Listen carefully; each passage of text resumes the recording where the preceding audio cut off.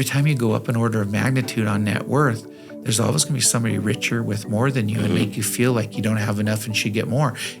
If you have $100,000, you want to have $1 million. If you have $1 million, you want to have 10 million. If you have 10 million, you want to get to 100 million. If you have 100 million, you want to be a billionaire. There's billionaires who live their life envious and worrying, how can I get to 10 billion? Yeah. And I've been around those people that are constantly striving to get to the next level, and it's really fascinating.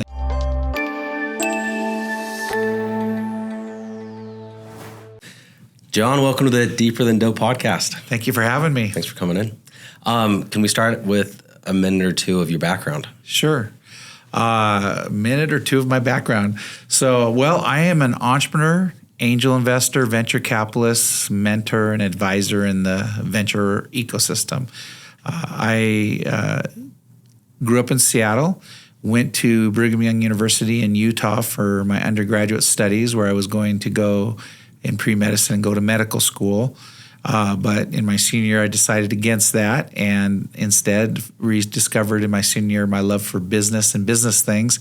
And so I went into entrepreneurship, and I left school and went back to Seattle and got involved in the Yellow Pages industry, where had a small Yellow Page publishing company competing against the big phone company phone books. And so we would sell advertising and distribute those books to all the homes and businesses and areas. And that grew from one book to 44 different titles in and around the Seattle area, and then expanded to Portland. So I was a print Yellow Page publisher. And also got married, started having children and during the early years of my 20s. And we spoke a ton about you on the last podcast or two with with Tyler. My son, Tyler. Yeah. And so then that was going fine. For about a decade, I did that, and I became pretty prominent in the Yellow Page industry, did a number of innovative things. And then one of the biggest things was I launched the first ever internet Yellow Pages, coming from the print publishing world, and that was at the dawn of the internet era in the mid-90s. And so that got a lot of attention, and eventually I partnered up with some folks that had just left Microsoft and wanted to do something similar, and we got together, and that it became the company InfoSpace, and that company went public in the late 90s during the dot-com era. That gave me enough ability to choose what to do in life, and I became an angel investor, and then also got invited by my alma mater, Brigham Young University, to be a professor of entrepreneurship and help run the Entrepreneurship Center. And so I came down from Seattle with my family and did that. And what year was that? That was 2002. Okay. I got really involved in the venture ecosystem of Utah, which was not that big compared to like where I came from, Seattle or Silicon Valley or anything, and it was just starting to rev up. And I was an early investor in some of the legendary companies like Omniture, which gave birth to a lot of things we see in Utah in the entrepreneurship world now. And I got involved in that and in Utah in the 2000s, and was just taught thousands of students, mentored and helped and invested in companies. I was managing partner of Utah Angels, the only angel group for a while in Utah, or one of the prominent ones. And then that just grew and grew till I started an accelerator, a boot camp, and became even more involved in the venture ecosystem. And last year or two, I also have a venture fund I've started now with my son Tyler. Interestingly, one thing, a little weird segue in there, for 2 years in between BYU and doing my boot camp I started, which is called Startup Ignition Boot Camp, I was at Google for 2 years. I helped Google come to Utah by buying Provo's fiber network. Right? Okay. And it became Google Fiber, and I ran that for 2 years for Google. That was an interesting and weird departure for me, but kind of fascinating. But also working for a big company, which is not my favorite thing to do. But so how many companies have you invested in, do you think? Over 100 direct investments as an angel investor. And then I'm a limited partner in a lot of venture funds. And then I've mentored and helped or been an advisor early on in many, many companies over the years. Yeah. And then Startup Ignition, that fund, how many portfolio companies have you guys invested in? Well, Startup Ignition Ventures, the venture fund, which was started just a year ago, has done about a dozen investments. It's a pre-seed venture fund, writing first checks into early stage companies. Has it all been tech so far? Yeah, mostly software driven. We haven't I don't think we've done a tangible product company yet. And then the Startup Ignition Boot Camp, going back to that, that's a short-term intensive boot camp, which you're familiar with, and that's had about 500 go through in the last 8 years or so. And about every 3 months, we have about 20 to 30 go through that boot camp, and that's real Hopefully fun. there's always one or two of my referrals. Yeah, you do. You're a great refer, and I thank you for that big time. That's great. And you've also applied a lot of those lean startup and other principles that you learned in there in what you're doing here at Dirty Dough. Yeah, I'm probably due for a refresher course again. No.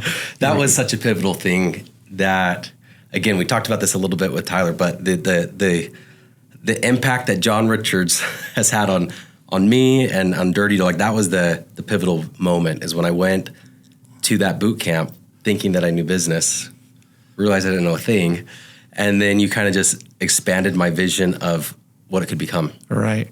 So that's when we started running. One of the things that's interesting is, like, there's a legendary entrepreneurship book called The E-Myth, and the newest version is called The E-Myth Revisited by author Michael Gerber. And it's interesting. It talks about how one of the worst type of entrepreneurial ventures is one run by a technician entrepreneur. And what does that mean? That's somebody who basically learned how to do something and then quit their job and start a company because they thought they could do better than their boss at it. Mm-hmm. And so they know how to make a widget really well, or how to sell, or how to build this or that, but they've never been trained on the business side of business, or how the first 2 years, for instance, of a startup should go. And so Startup Ignition Bootcamp is to help people that are really good at doing something and have a great idea on how to make something better, faster, cheaper, what entrepreneurs do, but they don't know how to do the business side of entrepreneurship, which is very important. You can't just make a better widget. You have to have a business model that works, and you have to wrap it in a business that works financially and can have good cash flow, and understand how to manage employees, and how to make sure that you validate your ways that you're going to sell profitably your product. Anyway, yeah. Well, let me go into a few other things just while they're on my mind. Not that we're going a little off track, but Startup Ignition was huge. I didn't know that advisory boards were a thing. I thought you had to be a C Corp, and it was for these big giant companies and their governing boards and this and that, which you taught me the difference and how to develop one. And then you came on as a senior advisor, and then brought on Steve Hart, who's more specialized in franchising. Yeah. And anyways, that was huge to be able to know I can give up a very small percentage of a company that's really worth nothing at the time to get these rock stars to help me. So that was super big. Then I learned about vesting, which I had other partners that we'd all bought in, but we didn't set up vesting. So then we set up vesting according to everything that you taught us. And I went from me and 5 part-time partners just down to me. And all of those exits were very easy because it was already pre-negotiated in the vesting period. Right. And then you also taught me all in or all out, both for me and my partners, because I was still... You probably don't remember this. It was probably 2 years ago. But I just sold the solar company, and I had a meeting or two a week, and I was making I had like a $75,000 salary and some equity and this and that, and you're just like, it's not worth it. I was like, John, you don't understand. And you're like, no, you don't understand. And then you called me a snowflake, I think, of this is how it always is. Like, you can't. And then I asked you, I said, well, what about all these serial entrepreneurs? And you responded to me, and you said, no, serial entrepreneurs you have a ton of businesses, but you're only focusing one at a time. Right. Which really stuck with me, because I was like, no, I want to have my hand in everything. And now as I read through people's LinkedIns and I see that they have 20 things all till present, I'm just like, I judge them a little bit now. Yeah. That's parallel entrepreneurship versus serial entrepreneurship. So parallel entrepreneurship doesn't work, because to do a scalable venture, if you're just doing a small business to make a little bit of side money, that's different. But if you're trying to make a living and be way beyond a living, trying to create wealth, doing 2 or 3 of those at the same time is absolutely impossible. If you're doing a scalable venture where you're trying to create wealth for you, your co-founders, and stakeholders in the company, as well as putting out a great product and service, you need to focus on one at a time. So that's serial entrepreneurship. I grow and build a great company, sell it, make money, grow and build the next company, sell it, make money. That's called serial entrepreneur. Serial entrepreneurs are fantastic. Parallel entrepreneurs are that are saying, I'm not exactly sure what I want to focus on, so I'm going to do 3 or 4 at the same time simultaneously, and then they end up mediocre in all of them. And how do you think, now I assume you could be a serial entrepreneur and do those same steps, but without exiting it, just build the infrastructure so then you could move on to the next one? Or do you still recommend you want to? Depends on your skills and talent. That's a very good question. And so and this is who I have in mind, which I know he's the outlier, but Elon Musk is doing a lot of stuff right now. So let's take a look at Bill Gates of Microsoft and Elon Musk and Jeff Bezos. They're very unique entrepreneurs that don't come along very often. Josh James is one in here in Utah that was a co-founder of Omniture. And he was a theater major in college, but who knew that he could be a CEO founder with a 2-person startup and take it all the way to 1,500 employees and be a good manager and handle that all the way through and then repeat it again. But notice he did it in serial. He actually finished and went the full route in one and then started the next one. And so, but to answer your question, if you're the kind that wants to go the full distance and have the full experience of going from a 2-person startup, get taken to 20 employees, 40 employees, 100 employees, 200 employees, 1,000 employees, as you go past 20, 40 employees, there's a new set of skills you're going to need. As you go up to 100, a new set of skills. Going to 200, 400 employees, a whole new set of skills, mostly in the way that you manage people and processes. And not every entrepreneur that's great at the startup phase can make that transition and recognizing where you're at. For instance, me personally, I don't like companies once they go past about 80 people because the management skills that are needed are not my favorite things to do and not what I think I'm as good at. I'm very good at 10, 20, 40-person companies, but not 80, 100, 140, 200-person companies because it's a different type of management. Those are trained management skills that like an MBA student would get trained into how to manage a bigger company, but an MBA student ends up not getting trained very well how to do a 5-person startup and get it going. And so so for instance, like in your case, if you wanted to go the full gambit and be heading this up when there's 2,000 employees, then you're going to have to hone your skills and really get your skills up to have those in place as well. And if not, you bow out and let somebody else take over as CEO as a founder when it gets to maybe 40, 60, 80 people or 100, whatever the number is for you, and you let somebody else take it over as CEO, then you could move on to something else potentially. Yes, that I hope that answers your question. Yeah, no, it does. Yeah. Did you also know that I didn't know that you were in med school and you dropped out when you were a senior. I wasn't. Sorry. No, it's pre-med. Yeah, pre-med. Undergraduate. I got accepted to med school, but didn't go. Okay. Yeah. I was doing pre-med and I dropped out with a semester left too. Oh, really? At UVU. Yeah. I'm still on a break. Yeah, there you go. Still on the break. That's a badge of honor. Anyways, I didn't know that was I told people I dropped out, and there's a big pushback. So then I told people I was just taking a break, and nobody cares if you're taking a break from college. You just can't drop out. So I'm still taking that break. Well, there's very few majors that have a positive ROI anymore on college campuses, and going the pre-med route, it depends what your major is. Matter of fact, I was a zoology major, and when I started saying maybe I don't want to go to medical school, I asked what could I do if I don't? I go, well, you can be a forest ranger, and I said, well, that's not what I want to be. Yeah. So I switched to chemistry, and I finished out my degree in chemistry, and it was very hard. Oh, I imagine. Yeah, I think it was OChem was the last chemistry class I had, and I didn't take it. Oh, yeah, chemistry. Yeah. So one other thing I want to bring up that I also learned, this is maybe 2 years ago. Yeah, it was 2 years ago. I was building some properties just to, 2 single family homes to rent.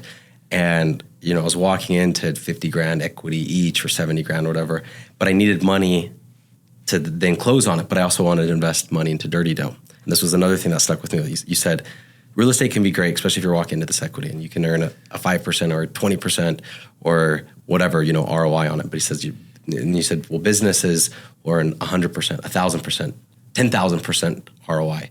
So I ended up I didn't want to walk away from those, but instead of putting up 20%, I found a partner, put down a lot. And one of them, that partner had moved in, so we only had to put down 5%. I only had to put down 2.5%. Anyways, and then I invested the difference into Dirty Dough. And I've seen, from what I bought the company at to what we're raising capital, it has gone up 100x. Yes. But it was very hard to be like, oh, well, now I have to share this equity that I'm walking into on these properties to then double down into dirty dough. Yeah. Anyways, those are some of the all-time lessons That's awesome. of my life that have came in the last 2 years.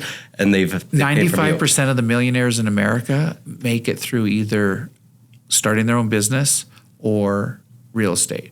Real estate's great and it has a lot of tax advantages like depreciation, but over time is when you get the wealth creation, and it takes a lot of years for the appreciation to happen, especially if there's up and down cycles. Sometimes you can go backwards with like anything, but real estate's fantastic, but nothing's like starting your own business in terms of the paper gains you get so immediately and the multiples of your return on your invested capital.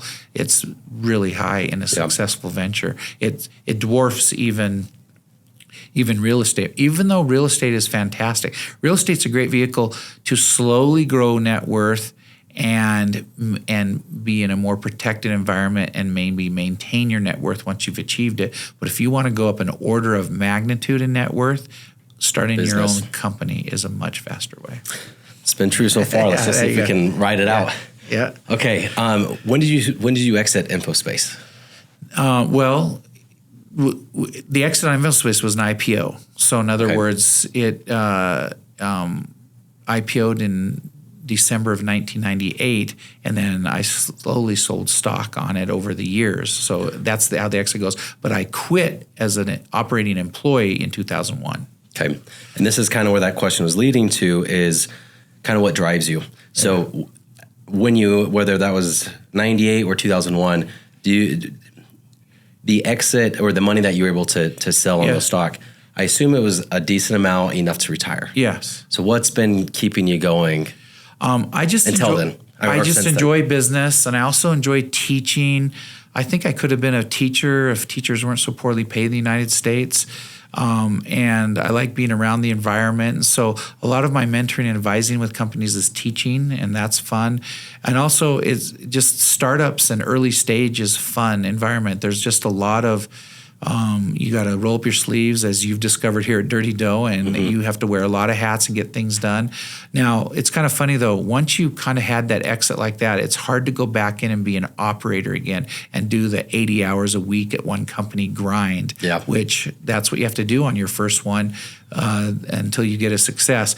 And then it's really fun to be an angel investor or an investor advisor and get the same feeling of that excitement of startup entrepreneurship, but not having to just do one company at one time. And so it's kind of fun jumping around. So so that venture ecosystem where the investment world and the entrepreneurs work together and do that, it's just an exciting place to go. And I just enjoy that process, and it's fun, and constantly learning new things, new industries, staying up and hanging around younger people out of college or just out of college and learning about what's coming and new. Like this 2023 is an exciting time.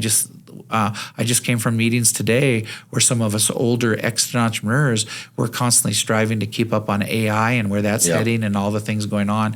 And so it keeps you young. It is exhilarating, and that's what's motivating. I like to keep things simple. So in my life, I spend time playing golf, I spend time playing pickleball, and then I spend time in the venture world as an investor and advisor and helping companies. And it's really invigorating. It gives you a lot of freedom to do that too, because when you have an operating role and you're an executive or a founder of a company, you have to really give your all to that, and it takes a lot of time. Of course, you're in the throes of that right now, and you know how demanding it is upon you and your family and everything like that. If you don't need to do that, if you don't have to do that, if you don't to get to where you want to be on your comfort in life, it's hard to do. I mean, it's really hard to do if you don't have to do it. So it's kind of funny. So ask me how I keep up this. I'm participating in a way in all of the fun, exhilarating things that you're participating in, but I don't have the daily grind, or if one of those companies doesn't work out, it doesn't change my lifestyle. So, but for you, that's different. It is different. Yes. I was meeting with somebody, one of our investors from last year, and I was telling him, he's like, how's it going? I was like, oh, it's been freaking so busy lately. And he said something. He's like, have you been losing sleep or something? Or I brought it up. He goes, yeah, well, I haven't. That's the benefit of being an investor. I was like, dude, I hate you. Exactly. But it is like you get to see the upward trend of a company, be a part of that. And the other thing that I've noticed, I've connected you. You had a lunch with some of my siblings. They've came to the course with my dad once. We just had the Moose, if you remember, we went to Costa Vida. Yeah. Your willingness to just get out there and give and add value is huge. Yeah, and I think that the ecosystem in Utah is generally that way. A lot of people give back, but I do that. I just enjoy, my time is valuable, but I don't charge anybody really for it because I just enjoy the process. And when I say my time is valuable, I mean, I help a lot of people. I'm smart enough to realize that, right? And I humbly say that. But at the same time, I just enjoy it, and I get a lot back too. I kind of am a big believer in the abundance mentality, kind of like cast your bread out in the water, it comes back buttered kind of attitude. Yeah. As opposed to, it's not a scarcity thing. And sometimes my wife will say, hey, if you're going to give free time, I want that time. She reminds me that I got to do that there because I do.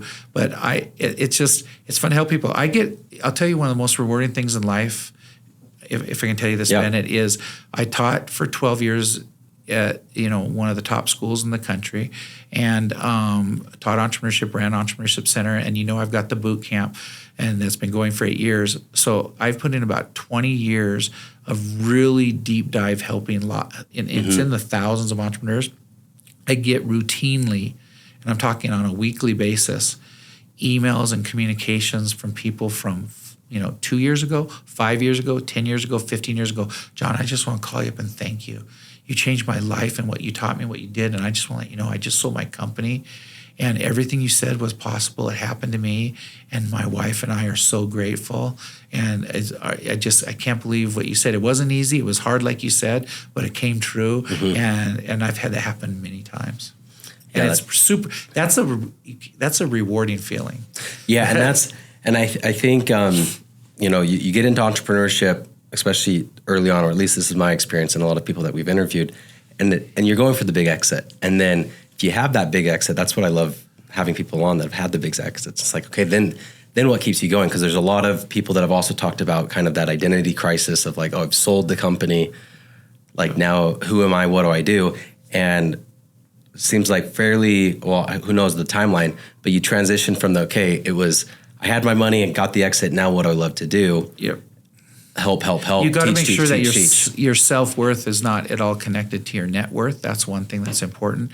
And you're at this identity crisis. I've seen that. I've never had a problem with that.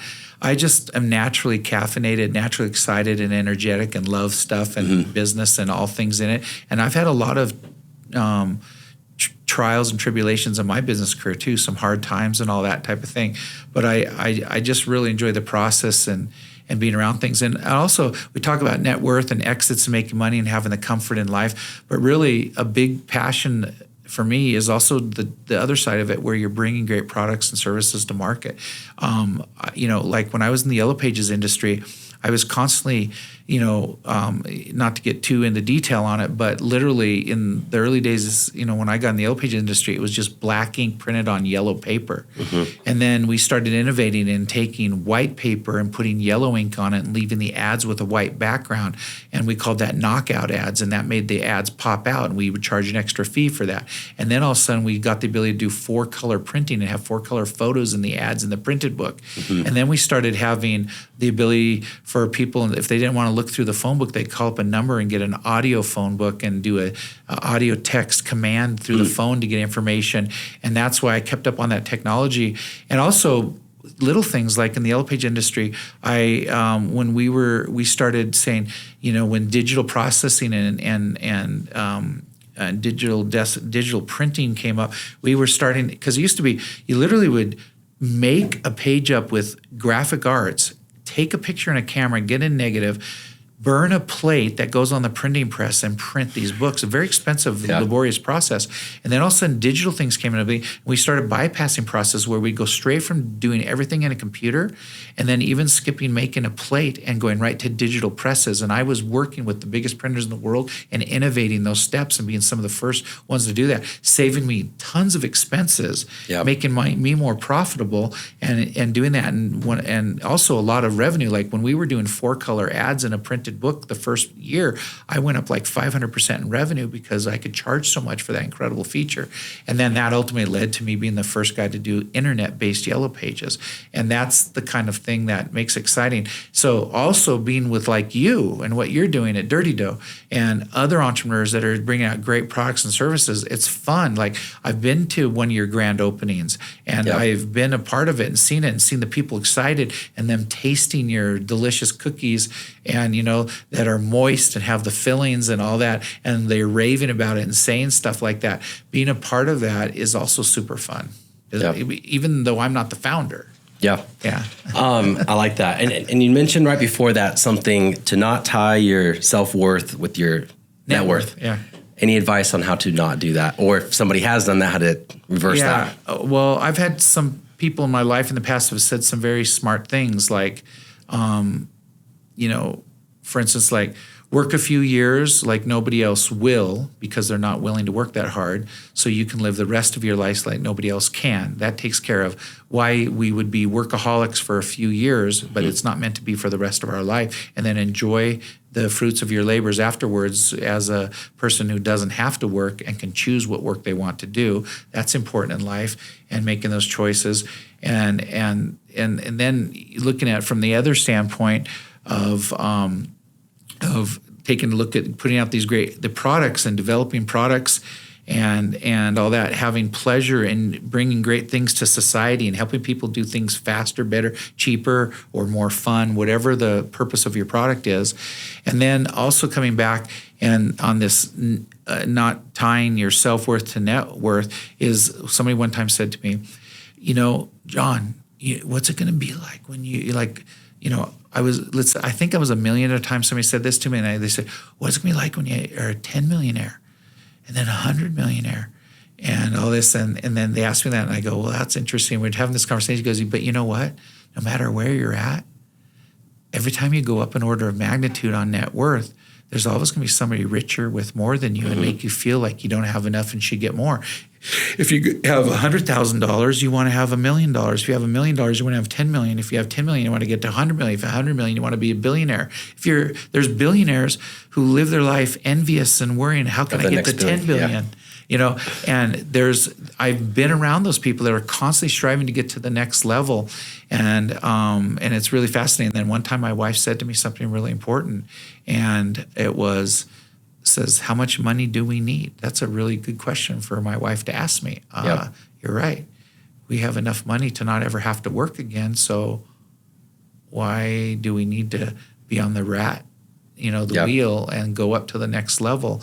What's the reason or purpose for doing that? We make our choice.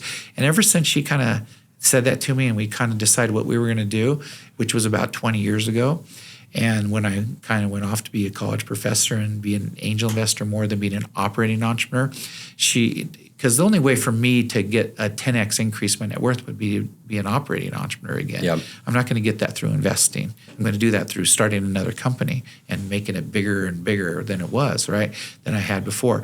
And so, but I don't need that to be happy. And so then I started spending more time with my children, and we had a plan on what we were doing, my wife and I, and we just celebrated our 40th wedding anniversary this year. We love each other more than ever and are super happy. And that's a big, rich part of life. So I just never have had a problem in that arena. As much as I love business and talk about making money and how companies make money and what net worths are and the fascinating numbers game in business, it's never, like my wife said to me one time when I took a big risk, said, Susan, I'm making a business decision and taking this risk right now. And if it fails, we're back to a 1-bedroom apartment.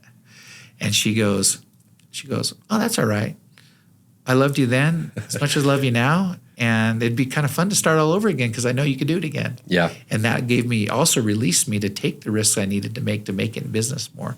And it's kind of funny. So you just have to separate if you're in a relationship with your partner, or wife, other half, whatever, and you as an individual person, you can't connect that net worth to your self-worth. I like that a lot. Yeah. I went through, this whole podcast is due to the mission statement, which is to find joy and fulfillment despite life's dirtiness. And that's, don't wait to sell your business. Because I went through that at a little scale when I sold the solar business. I had some capital and some residual and all of that. But part of it was watching him. It was a Netflix or Amazon Prime show. It's called Billions, and it's this. Yeah, I've heard of that show. Okay, so the Bobby Axelrod, like the billionaire there, he hits the $10 billion net worth. Yeah. And he didn't find the joy and the fulfillment from it. So then he went to do like this psychedelic ayahuasca retreat, and and I'm just like, wow, if he's, again, this is a fictional character, but I just hit, for me, it was $1 million net worth.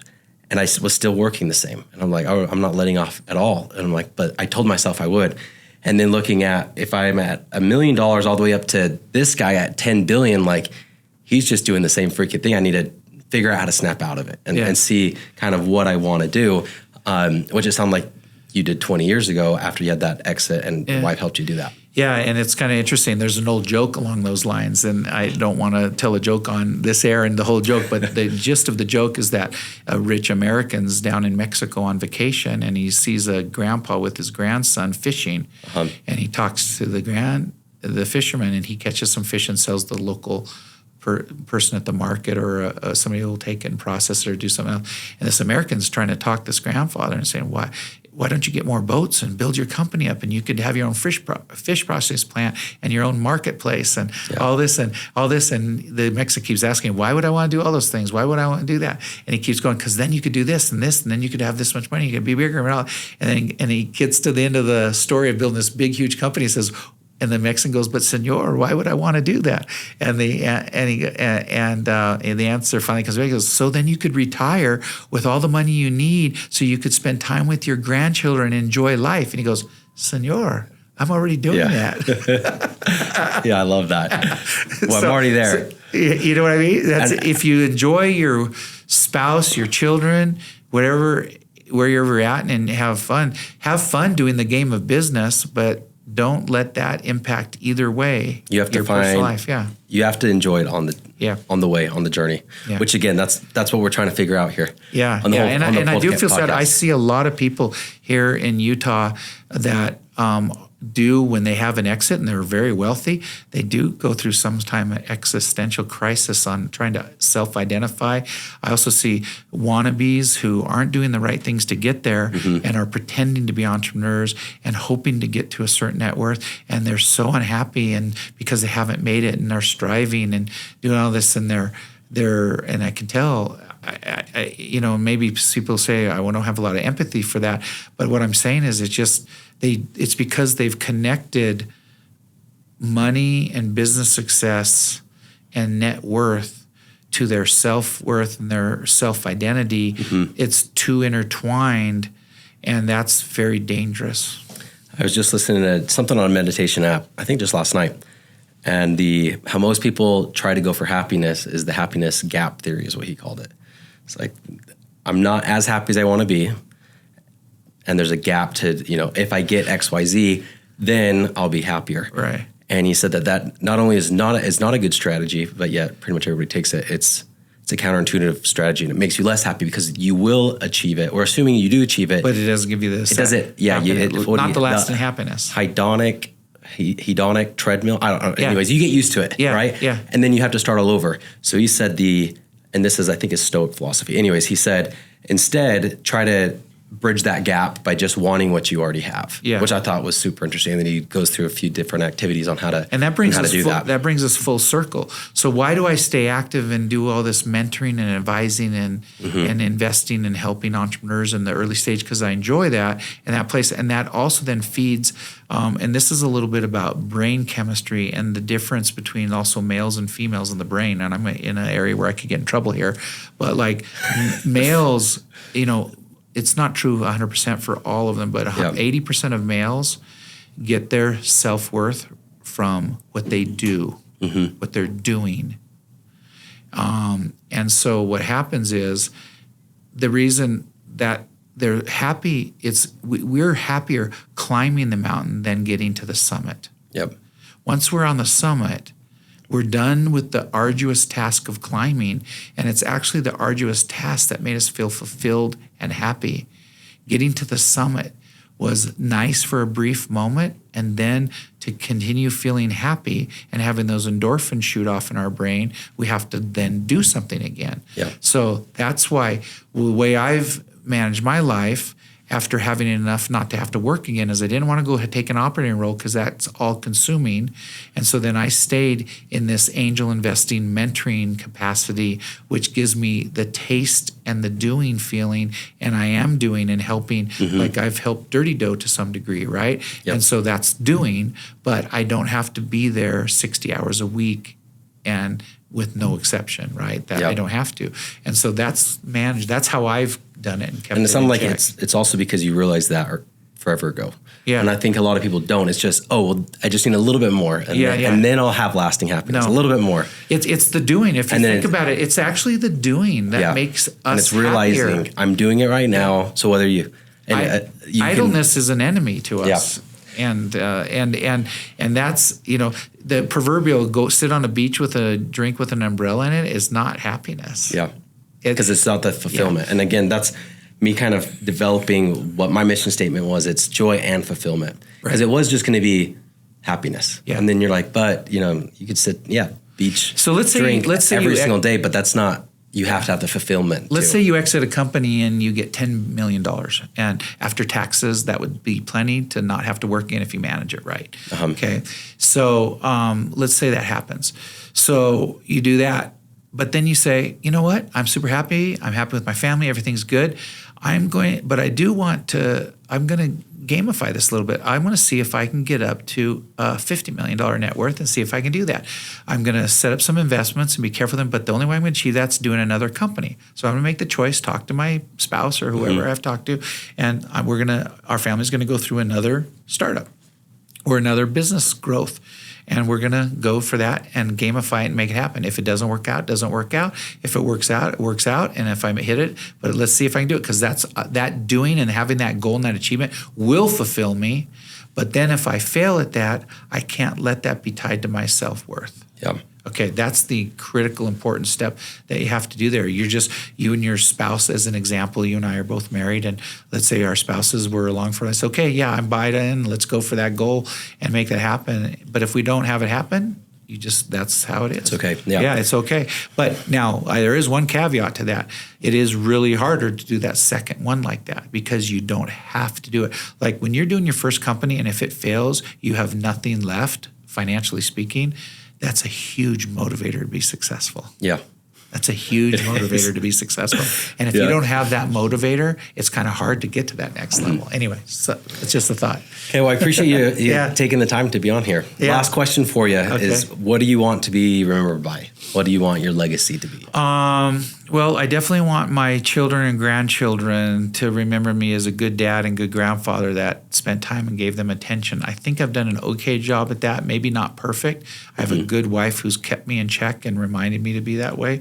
And obviously I want my wife to have good things to say about me and feelings. Those are, a lot of people would say stuff like that, but that is important. Then also, I think in what I've done in my life, I hope people that have been my partners or co-founders and people that I've mentored and invested in would feel that I was a good person that really tried to over-deliver and help them and do my responsibility and my piece even more than they thought I would. That's the kind of way. Okay, well, you got one over here. Okay, that's that nice. Believes that. That's me. Yeah, you're not at the end of your journey yet, but yeah. Okay. Anyways, thank you for jumping on it. Okay. Startup Ignition. What's the website? Is it just Startup? Yeah, startupignition.com. You can go see the Startup Ignition Bootcamp. If you are an entrepreneur looking to learn kind of soup to nuts, A to Z, what you need to do in the first 18 months of a new startup, this is a great place to come.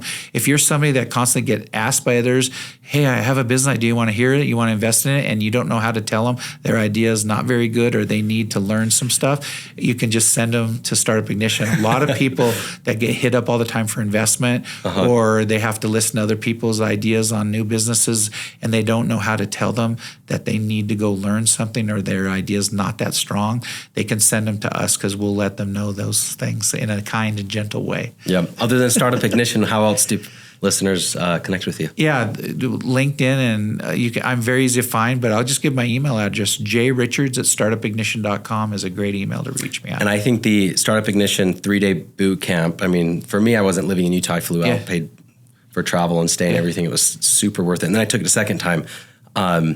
But after that 3 days, you get access to you and Tyler for 3 months. It's a $2,000 tuition, and we give 2 for 1.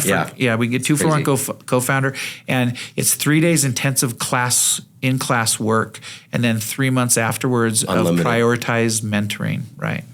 So, anyways, go do that. Okay. All right. Thank you so much for having me. Appreciate it. Bye.